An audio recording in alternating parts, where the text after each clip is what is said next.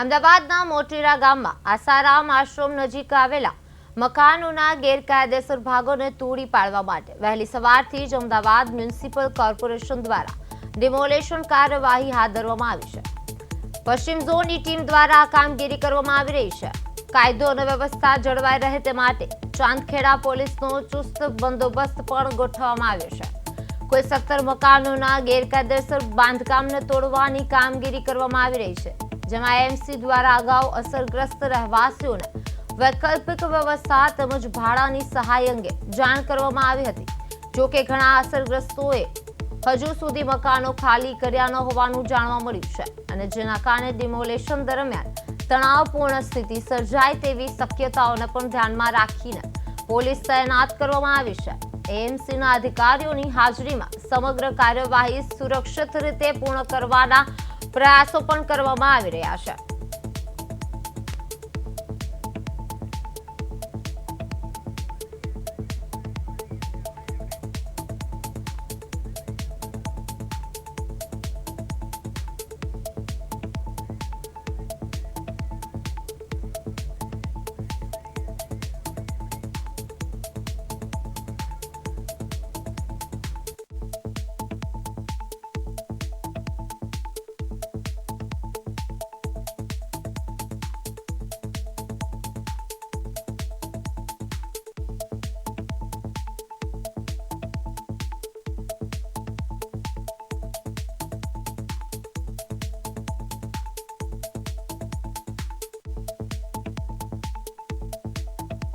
જોડાઈ ગયા છો આપણી સાથે.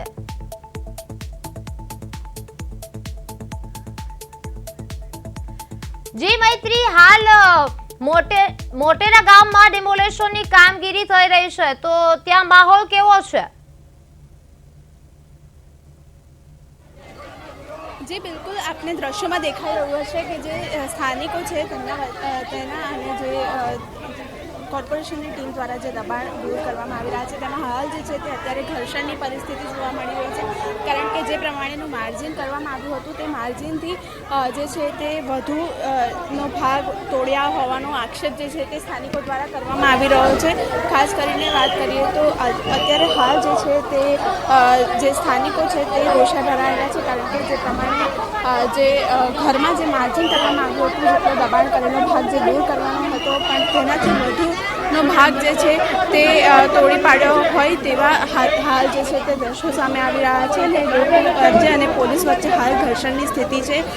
સ્થાનિકો જે છે તે અત્યારે હાલ રોષે ભરાયેલા જોવા મળી રહ્યા છે. ખાસ કરીને વાત કરીએ તો સવારથી જે છે તે મોટેરા ગામમાં ડિમોલેશનની કાર્યવાહી કરવામાં આવતી હતી, પરંતુ હાલ જે છે તે આ ઘર જે છે તે તોડવાની જે કામગીરી હતી તેમાં વધુ ભાગ જે છે તે તોડી પાડ્યો હોય તેવા દ્રશ્યો હાલ જોવા મળી રહ્યા છે ને જેના કારણે જે સ્થાનિકો છે તે હાલ ક્યાંક ને ક્યાંક હેરાન થતા હોય તેવું પણ લાગી રહ્યું છે. ભાઈ, અત્યારે હાલ ઘર તોડતા હતા, શું થયું?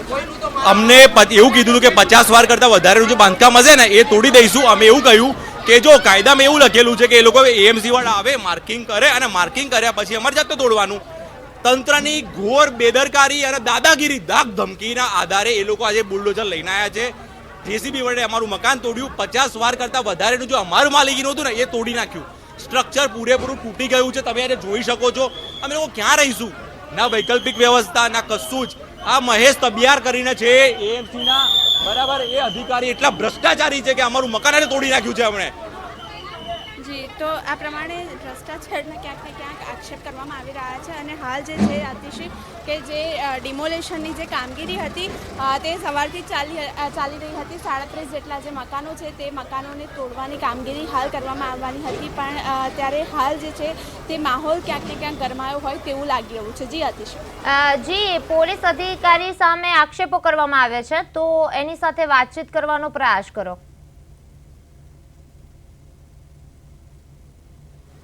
જી અત્યારે હાલ જે છે તે કોર્પોરેશન જે છે તેના દ્વારા કામગીરી કરવામાં આવી રહી છે. અંદર જે છે તે ડિમોલેશન કરવામાં આવી રહ્યું છે, જે પ્રમાણે કે આ જે સ્થાનિકો જેમના દ્વારા વિરોધ કરવામાં આવી રહ્યો હતો તેમની અટકાયત પણ જે છે તે અત્યારે હાલ અશિતિ કરવામાં આવી રહી છે.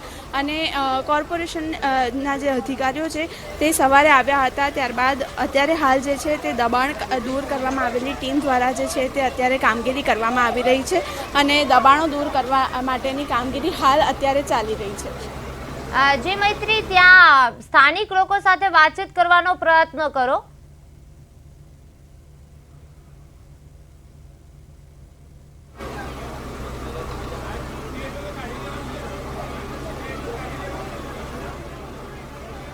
મૈત્રી, ત્યાં આજુબાજુ કોઈ સ્થાનિક લોકો હોય તેની સાથે વાતચીત કરવાનો પ્રયાસ કરો.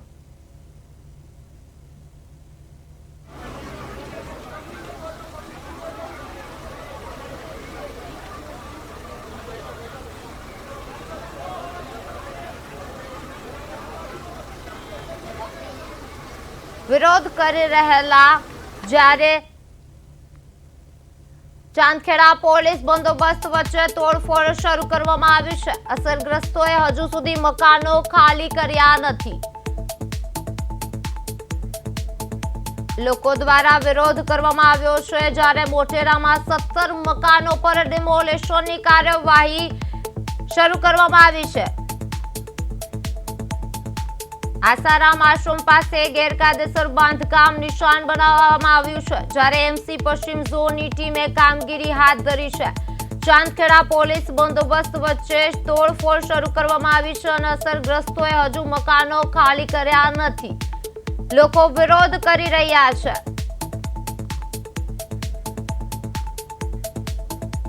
લોકોને વૈકલ્પિક વ્યવસ્થા આપી હોવા છતાં પણ લોકો જગ્યા છોડવા માટે પણ નથી જઈ રહ્યા. જ્યારે મોટેરામાં અનેક મકાનો પર ડિમોલેશનની કાર્યવાહી શરૂ કરવામાં આવી છે.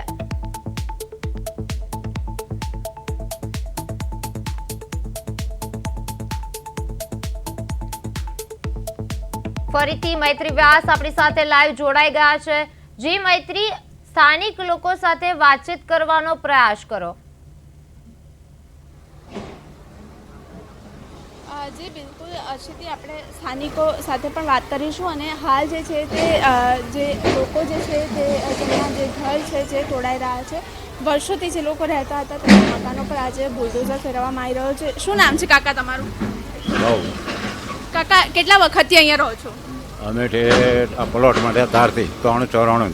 અને આ પહેલા કોર્પોરેશન દ્વારા કોઈ નોટિસ આપવામાં આવી હતી દબાણો દૂર કરવા માટે? ના, કોઈ નહીં. અત્યારે હાલ કયા પ્રકારની કામગીરી કરવામાં આવી રહી છે અને તમને કેટલા સમય પહેલા જાણ કરવામાં આવી? આ તો અત્યારે 4 વર્ષથી લગભગ 22-23 થી. શું નામ છે ભાઈ તમારું? રાકેશ શાહ. રાકેશભાઈ, કેટલા સમયથી અહીંયા રહો છો? અહીંયા લગભગ મને 22 વર્ષ થયા. અને અચાનક અત્યારે કહેવામાં આવ્યું દબાણો દૂર કરવાનું, કે અગાઉ નોટિસ આપી હતી? કોઈ નોટિસ નથી, કોઈ જ નોટિસ નથી. આ તો ઇમરજન્સી આપણે 2 દિવસ પહેલાં હતા, પછી કોઈ આવ્યું નહીં ને એકદમ આ તોડફોડ ચાલુ કર્યું છે. એકદમ જ ચાલુ કર્યું છે, બાકી કંઈ હાલ્યું નથી. કોઈ નોટિસ બોટિસ કશું નહીં, સીધું તોડફોડ ચાલુ થયું છે. જી, તો અશિતિ, જે પ્રમાણે જે લોકો છે તેમની સાથે પણ આપણે વાત કરી કે આજે તંત્ર દ્વારા આજે સવારથી જે છે તે ડિમોલેશનની કામગીરી જે છે તે કરવામાં આવી રહી છે અને કોર્પોરેશન દ્વારા કહેવામાં આવ્યું છે કે અગાઉ નોટિસ આપવામાં આવી હતી અને મકાનો ખાલી નથી કરવામાં આવ્યા. ત્યારે કેટલાક જે લોકો છે તેમણે ઘર ખાલી કરી દીધા હતા અને કેટલાક લોકોનો સામાન હજી પણ ઘરમાં હતો, પણ તંત્ર દ્વારા આજની જે તારીખ આપવામાં આવી હતી તે પ્રમાણે આજે ડિમોલેશનની કામગીરી કરવામાં આવી રહી છે. જી મૈત્રી, પાછળ કેવી કાર્યવાહી ચાલી રહી છે તેના દ્રશ્યો બતાવવાનો પ્રયાસ કરો.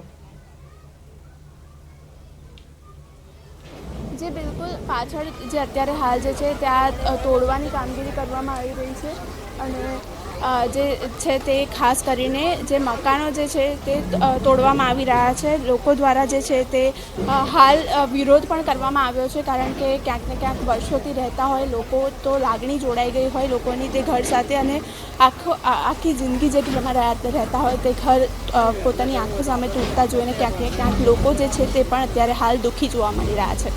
જી મૈત્રી, હાલ રહીશો માટે કોઈ મકાનની વ્યવસ્થા કરવામાં આવી છે કે નહીં? જે હશેથી જે પ્રમાણેની વિગતો સામે આવી છે કે જે મકાન છે તે આખા મકાન નથી તોડવામાં આવી રહ્યા, જે ભાગ આગળનો જે દબાણ કરેલો હોય તે ભાગ ફક્ત તોડવામાં આવી રહ્યો છે, એટલે કે આ ઘરમાં તે લોકો રહી શકે છે. અને જે લોકોના મકાન આખા તોડવામાં આવ્યા છે તે લોકો માટે વૈકલ્પિક વ્યવસ્થા તરીકે આવાસના જે મકાનો છે તેમાં મકાનોમાં ભાડે ઘર આપવા હોવાની વાત પણ કોર્પોરેશન દ્વારા કરવામાં આવી છે. જી મૈત્રી, સમગ્ર માહિતી બદલ આપનો આભાર.